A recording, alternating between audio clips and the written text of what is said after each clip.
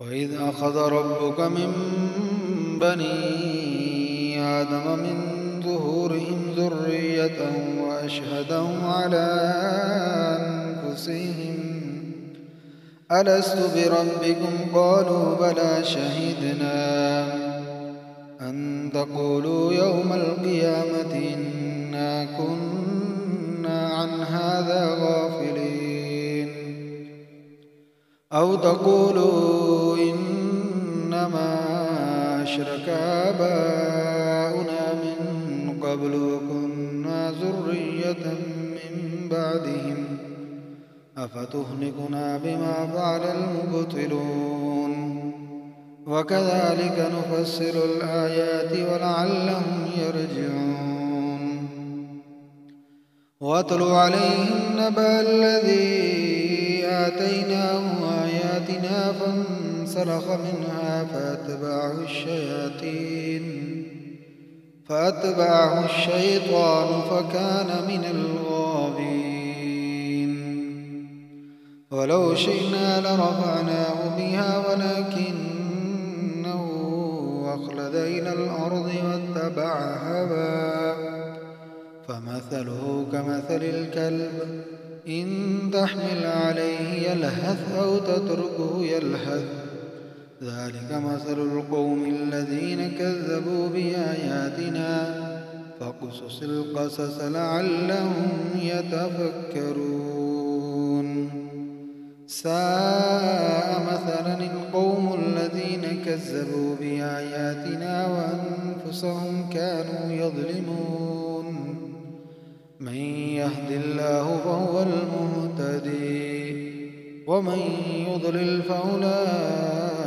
هم الخاسرون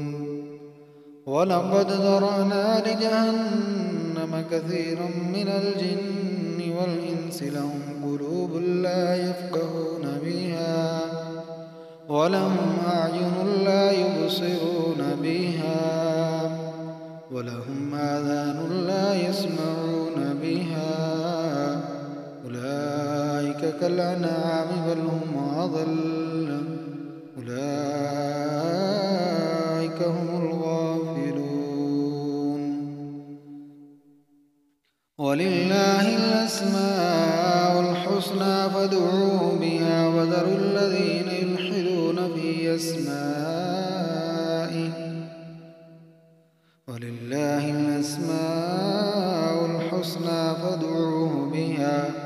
وذروا الذين يلحدون في أسمائه سيجزون ما كانوا يعملون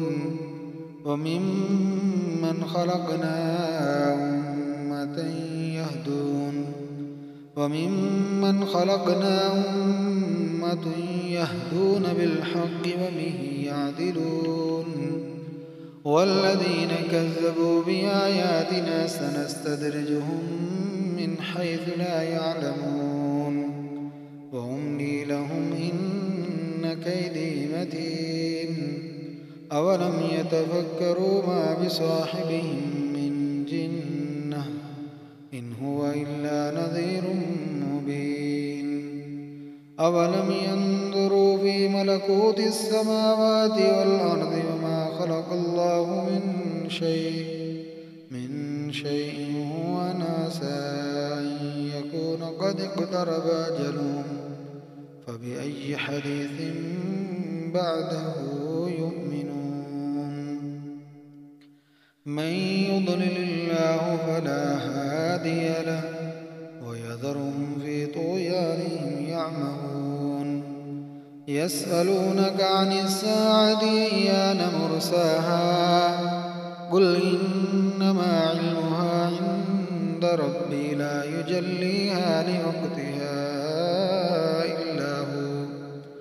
ثقلت في السماوات والأرض لا تأتيكم إلا بغتة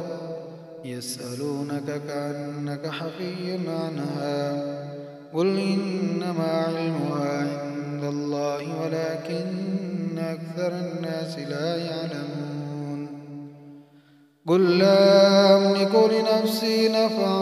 ولا ضرا إلا ما شاء الله استكثرت من الخير وما مسني السوء إن أنا إلا نذير وبشير لقوم يؤمنون هو الذي خلقكم من نفس واحدة وجعل منها زوجها ليسكن إليها فلما تغشاها حملت حملا خفيفا فمرت به فلما أثقلت دعوا الله ربهما لئن آتيتنا صالحا لنكونن من الشاكرين فلما آتاهما صالحا جعلا له شركاء فيما آتاهما فتعالى الله عما يشركون أيشركون ما لا يخلق شيئا وهم يخلقون ولا يستطيعون لهم نصرا ولا أنفسهم ينصرون وإن تدعوهم إلى الهدى لا يتبعوكم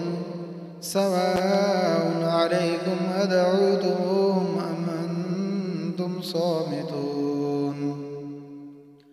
إن الذين تدعون من دون الله عباد أمثالكم فادعوهم فليستجيبوا لكم إن كنتم صادقين ألهم أرجل يمشون بها أم لهم أيد يبطشون بها أم لهم أعين يبصرون بها أم لهم آذان يسمعون بها قل ادعوا شركاءكم ثم كيدون فلا تنظرون إن وليي الله الذي نزل الكتاب وهو يتولى الصالحين